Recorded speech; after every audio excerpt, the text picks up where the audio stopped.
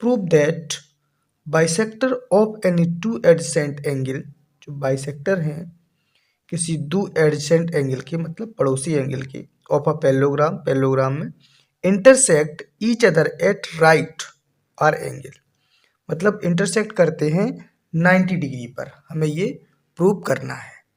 तो हम यहाँ पे एक पैरेललोग्राम बनाएंगे। तो ये हमारा यहाँ पे हमने एक पैरेललोग्राम को ड्रॉ कर लिया है। इसे हम नाम दे देते हैं ए, बी, सी और डी। हमें प्रूव क्या करना है, यहाँ पे इसके जो डायगोनल होंगे, सॉरी डायगोनल से ये बनाएंगे, बाइसेक्टर बनाएंगे इसके हम।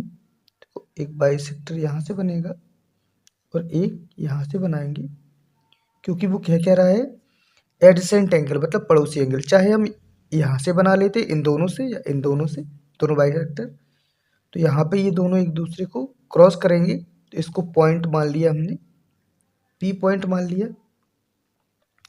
अब ये जो पी है ये हमें 90 डिग्री दिखाना है, ये हमें 90 डिग्री प्रूव करना है। तो यहाँ से हम लिख सकते हैं टू प्रूव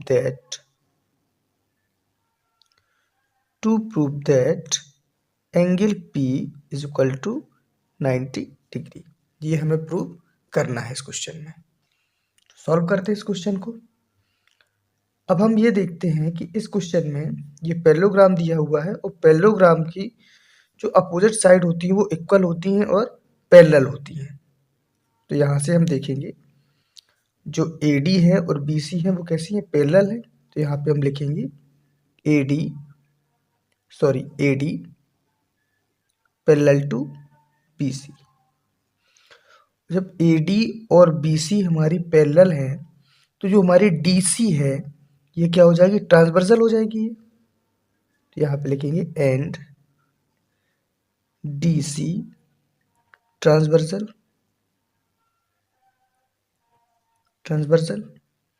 अब यहाँ से हम देखते हैं एक चीज़ और हमें पता है कि पैरेललोग्राम के जो एडजेसेंट एंगल होते हैं उनका सम 180 होता है, यानी कि एंगल D और एंगल C, या एंगल A और एंगल D, या एंगल B या एंगल C, या एंगल A या एंगल B, इन कोई भी दो एंगल ले लें तो उनके दोनों का सम क्या होगा, 180 होगा। तो यहाँ से हम लिख देते हैं, यहाँ पे D और C ले लिया हमने, angle D plus angle C is equal to 180 क्यों है, तो यहाँ पे लिख देंगे sum of adjacent angle of parallelogram is 180, मतलब पैरेललोग्राम के एडजेसेंट एंगल का सम क्या होता है, 180 होता है।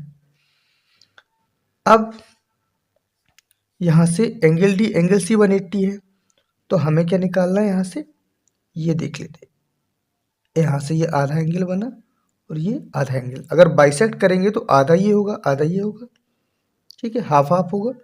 इसको हमने एंगल 1 मान लिया और इसको हमने मान लिया एंगल 2 मान लिया। तो अब हम क्या करेंगे, इसको हम 2 से डिवाइड कर देंगे, इस इक्वेशन को, जो इक्वेशन बनी है। तो यहाँ पे हम इसको कुछ भी मान लेते हैं, इक्वेशन नंबर A मान लेते हैं। तो यहाँ पे लिखेंगे इक्वेशन A डिवाइड बाई 2 से इसको डिवाइड कर देंगे तो क्या हो जाएगा, angle D plus angle C upon 2। जब इस साइड डिवाइड करेंगे तो उस साइड भी हमें डिवाइड करना पड़ेगा, तो 180 डिवाइड बाई 2। इसे अब हम ऐसा भी लिख सकते हैं, angle D by 2 plus angle C by 2 is equal to, यहाँ से इसको कट करेंगे तो क्या हो जाएगा, 90 डिग्री हो जाएगा। अब देखो एंगल D बाई 2, ये D बाई 2 ही तो है, जो 1 एंगल होगा वो D बाई 2 ही तो होगा, क्योंकि D को 2 भागों में विभाजित कर रहा है। तो ये क्या हो गया, एंगल 1, और ये क्या हो जाएगा हमारा, ये वाला एंगल C बाई 2, ये एंगल 2 हो जाएगा। यहाँ पे हम ये भी लिख सकते हैं कि angle 1 plus angle 2 is equal to 90 degree. ये हमारा हो गया इक्वेशन नंबर फर्स्ट। इक्वेशन बन चुकी है हमारी। अब हमने ले लिया ट्राइंगल ले लिया। कौन सा ट्राइंगल ले लिया? यहाँ पे हमने डीपीसी यानी कि डीपीसी जो यहाँ पे बनाया है यही हमने ट्राइंगल ले लिया। तो यहाँ पे लिखेंगे इन ट्राइंगल डीपीसी। अब डीपीसी ट्राइंगल लेंगे तो ये हमें पता है ट्राइंगल के तीनों एंगल का ऐड क्या होता है, 180 होता है। तो यहाँ पे लिखेंगे हम angle 1 plus angle 2 plus angle P, 1, 2 और P, angle P is equal to 180। यहाँ पे क्या होगा, angle sum property of triangle, यहाँ पे लिख देंगे angle sum property of triangle. अब यहाँ से देखेंगे एंगल 1 प्लस एंगल 2 कितना है, 90 डिग्री है। यहाँ से 90 हो गया plus angle P is equal to 180। Angle P is equal to 180, 90 को साइड भेजेंगे तो माइनस का 90 हो जाएगा। तो angle P is equal to हो जाएगा 180 में से 90 जाएगा तो 90 डिग्री बचेगा हमारा। तो एंगल पी क्या आ गया, 90। और यही हमें क्या करना था, प्रूव करना था।